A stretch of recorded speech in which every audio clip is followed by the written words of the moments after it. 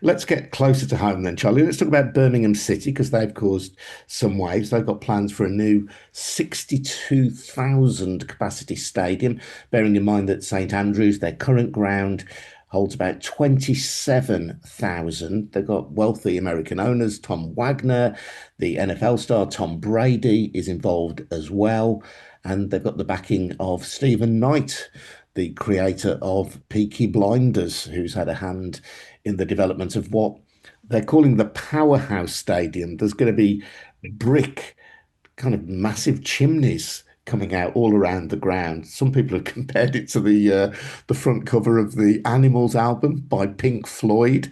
Some people have compared it to Lord of the Rings, but there are quite a few jokey memes going around about it. But I tell you what, it is a real sign of ambition for Birmingham City, who, let's remember, are in the second tier, but desperately want to be in the top tier. It's a sign of vast, vast ambition.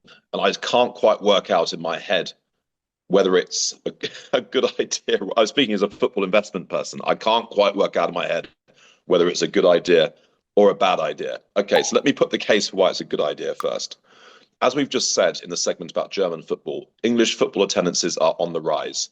And they're on the rise pretty fast. I mean, we're seeing clubs reach attendance levels which they haven't for a long time. I was looking the other day at the numbers of Preston North End, for instance, which obviously was a historic club of the old days when the Northwest ruled English football. Now there are loads, well, there always have been loads and loads of clubs up there, and perhaps that part of the country has benefited less than other parts of the country from the middle classization of football because it doesn't have such a strong middle class up there and there isn't as much affluence around. But, you know, nonetheless, Preston has been in the Championship for the last 10 years or so. But I saw just that they've been achieving their highest average attendances since the 1950s themselves. They're getting up close to 20,000 average attendance at Deepdale these days. You know, for a club which has always been regarded as one of the smallest in the Championship. And you've got an absolute plethora. You don't have any super clubs in the Championship this year in terms of like sort of Sunderland and Leeds and Villa have been in recent years. But nonetheless, you've got a plethora of clubs who are all averaging around about 30,000. And many of them are, if not sold out, then often sold out, often at capacity. So you have to then ask yourself the question as a football exec, well, if we had an unlimited capacity, how many could we fit in on those days, right? How many would turn up on a really busy day? And I think the answer with, you know, clubs like Coventry and Birmingham is on a good day at the moment, they could get 35, 36,000 on occasions. They're locking enough out. Maybe even if you were doing a little bit better, maybe this would apply to the Baggies as well. On a really good day against a sort of local opponent, that you could probably get 35,000, that type of thing. So these stadiums that were constructed in the aftermath of the Taylor report are starting to look like they might not be big enough. And the reason why this is so important is that there's a general feeling in football that we're nearing the end of the media rights boom. Right. So even in English football, which is the biggest TV rights market in world football, you're seeing a leveling off of TV contracts. Right. So for the Premier League to get the deal that they've currently got with Sky, they had to put more games into it. So effectively, they're receiving less money per match than they were previously. In European football, the French have lost their TV deal entirely and now have to broadcast direct to market. And they're now receiving about half of what the Championship gets for its matches. And this is because basically the model of multi-sport TV packages paid for on a per month subscription basis are becoming less popular. Why? Because younger generations, as they move up into the core demographies, are not wanting to pay monthly subscriptions for sports, right? And that then means that those broadcasters have got less revenue, which means they have to be more picky about which rights they bid for, and even then they have to be very tight on how much they pay for them. Otherwise they find themselves effectively underwater.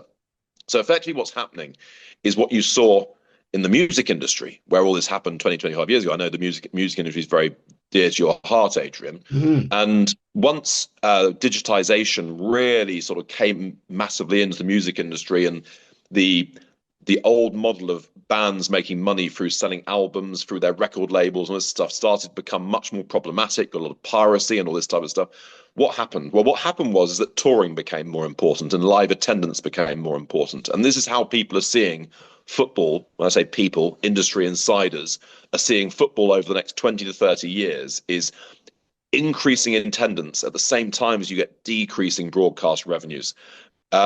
So if I was to be optimistic about Birmingham, I'd say they are seeing 20 to 30 years into the future. They're building themselves a stadium, which will mean they'll never be tapped out in terms of how much they can fit in. And that in a moment in time, in 10 years from now, when TV rights deals are becoming smaller, that they, with a massive new stadium, with various other revenue streams built in around the area, it's going to be called the Sporting Quarter of Birmingham, will mean that they then have the types of revenues which enable them to compete at the top table when some other clubs who have been perhaps a bit unambitious about their stadiums, knowing they're going to get a certain amount of money from TV rights every year, then get caught out. Right, that's the case for it.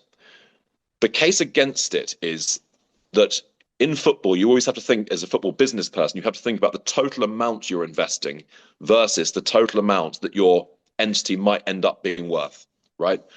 Now, I reckon that Birmingham's owners, which is a company called Knighthead Capital, and you're right in saying that it's money bags, but the money is not actually Tom Wagner's himself. He is the guy who runs Knighthead Capital. Now, doubtless, he has a lot of his own money tied up in that, so it's not just other people's money. But fundamentally, he is playing with other people's money, right? Mostly. They've got about 15 billion assets under management, and the majority of that money, the clear majority of that money, is from other investors, right? Faceless investors who put their money into Knighthead, and Knighthead invests it in stocks and shares, in bonds, in all other stuff, and also in this, right? As it happens. So effectively, he's got a lot of other people's money to spend, but he also has to try and make sure that those other people get a return on their money at some point, which will mean that at some point, Birmingham needs to be sold, right? Because it's not a wealthy private individual hanging on to it into his, sort of latter years so that he can take his grandkids and that type of stuff. This is somebody who actually has a mandate to try and make money on behalf of others. So at the moment, I reckon that Birmingham's owners, Knighthead, are around 110 to 120 million quid into their football journey. They bought Birmingham for about 40 3 years ago. If you remember, they had a bumpy start. They appointed Wayne Rooney and they got relegated. Then they came straight back up again. But that's 3 years in, right, to their ownership. And they are, I would say, about 110 to 120 million quid in. If they were to try to sell the club right now on the open market, playing in St Andrews, as things currently stand, etc., their value would be about 70 million. So as things currently stand, they're 50 million quid behind the 8 ball. However, if Birmingham get promoted, and if Birmingham move into their new stadium, and if they are able to fill that new stadium, we'll come on to that in a moment, in the Premier League, you're looking at a 500 million quid valuation, 600 million quid valuation. You're in sort of Everton type sort of territory, that kind of, that kind of club. So effectively what they're doing is they're preparing for success. They're preparing for the fact that they are going to be one of those clubs that becomes really successful, and making sure that once they are, they aren't then constrained, like say Bournemouth are currently, by, oh crap, we've got a small stadium. Well, what are we going to do about it? Match day revenues aren't enabling us to compete, etc. We have to sell our best players because otherwise we don't have any money, and all this type of stuff. So then the question comes, well, are they going to fill their stadium? Right? Because it's a vast amount of money that they're going to have to spend on it. I mean, absolutely vast amount of money they're going to have to spend on it. So you need to think that you're going to get a return on that investment, because St Andrews holds 30,000 and 27,500, and it's not full every week. It's almost full. It's almost full, but it is not fully sold out every single week. And therefore, you would have to say that there's not currently the obvious pent-up demand that means at the moment you open the new stadium, it's just going to be full straight away. And you know better than anybody that this is a competitive football market.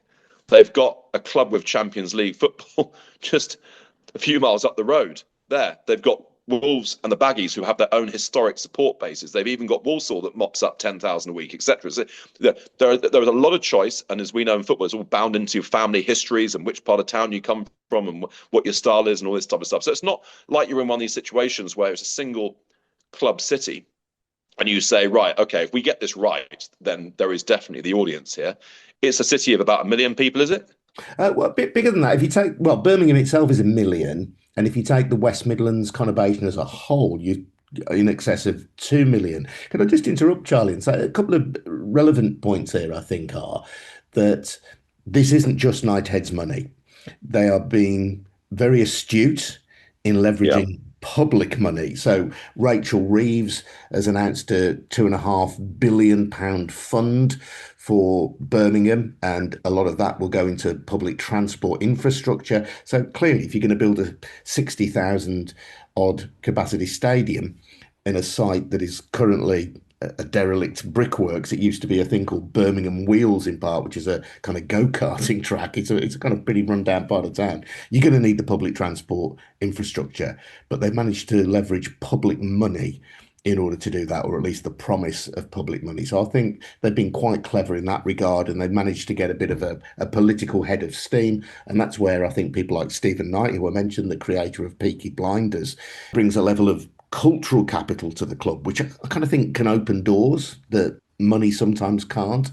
And my final thought on it is that certainly all through my growing up, yeah, Birmingham City have been regarded within the city itself as a club who, if they do well, could potentially rival Villa for support. I think East Birmingham, which is the area that they look towards and the area between Birmingham and Solihull, not particularly affluent. There's a huge South Asian diaspora living there. I think many second and third generation South Asians tend to support Manchester United and Liverpool. I think historically, for whatever reason, but probably including hooliganism, they didn't find St Andrews or indeed many of the other local grounds very enticing to them. But there is actually a huge hinterland of people there who don't actually currently go to watch professional football. So I think the signs could be good for them. It's just that gap, isn't it, between where you are now, and I'd say they are regularly selling out 27,000. The gap between where they are now, it is such a big leap, isn't it, to 62,000. But they'll market it, they'll go at it hard. I wouldn't write them off. No, I'm definitely not writing them off, and I Mm. think you're right in saying that there's also a hint of the City Football Group deal that Man City did made with the City of Manchester, where effectively you work with public money to regenerate an area of the city, and you end up effectively whatever you lose on the football side, you make back on the property side. So I don't know the detail of how that partnership's working, and from a Knighthead perspective, if they've managed to maneuver it like City did, so that effectively their real estate projects pay for the football side and more, then hats off to them, because that really is, a wonderful trick to pull off and a very clever financing trick to pull off. You end up with an asset at the end of it, a football asset at the end of it, it's worth whatever it might be, a lot of money, and having not actually had to necessarily, in net terms, not have to spend all that money yourself. So I think it's going to be interesting. I do think that they are ahead of the game in understanding that stadium capacity is very important. And I think what we're going to probably see over the next 20 years, 30 years is some clubs having to come to grips with the fact that they're going to have to redevelop their grounds, particularly if TV revenues come under pressure. There are just too many sold out stadiums for it to make any financial sense. Even if over the course of the season, you're basically locking out, let's say, over the course of the entire season, 50,000 fans who are paying on average 20 quid a ticket. That's 10 million quid of sorry, how much is it? Bleary eyed. That is a very large sum of money. That is a very large sum of money to be locking out for clubs where revenue really is everything. So it's going to be interesting. I have to say, from a look and feel perspective, it does look quite extraordinary. It looks like something out of my 5-year-old daughter's sort of, picture books. It's sort of Brothers Grimm or sort of some sort of dystopian industrial. I think that's sort of Gerald Scarfe style cartoon or something like this. The whole thing is quite extraordinary to look at. But one thing I will say is, it also just relating to German football as well, is looking on the inside of it. It's going to be built very, very steep, like a proper football stadium, like White Hart Lane is as well. And that does seem to be a very encouraging modern trend. There was a rather grim period 20 years ago when football stadiums were being built in quite sort of bowl-like ways, almost like there could be any sport. It could be even, just a general venue. Whereas it does seem, at least we're now getting back to four stands, nice and steep. And even if you do have the corners filled in, it's not a uniform, just sort of, well, everything's exactly the same. So, good for them. I'm going to keep an eye on it, obviously, like we all do, and see see their progress. I guess they probably, to make it work, they're going to need to get to the Premier League, aren't they? Oh And God, that yes. is Yeah, and that and that that is is not a given.